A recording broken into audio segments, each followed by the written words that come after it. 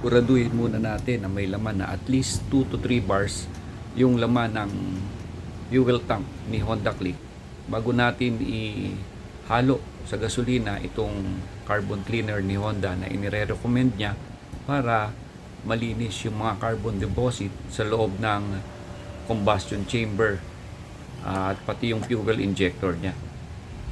Kasi pag hindi natin natanggal yung mga carbon deposit dyan sa combustion chamber ay magkokos yan ng loose compression.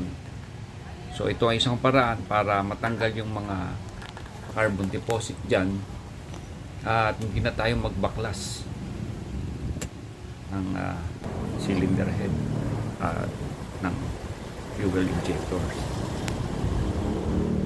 Hindi kasamang malilinis niyan yung air intake system, throttle body at throttle brake.